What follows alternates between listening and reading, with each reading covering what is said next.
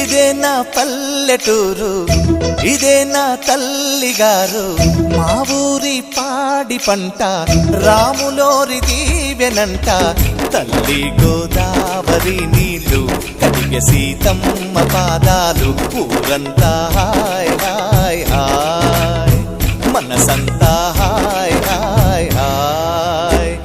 ఇదే నా పల్లెటూరు, ఇదే నా తల్లిగారు. మా ఊరి పాడి పంట రాములోరి దీవెనంట.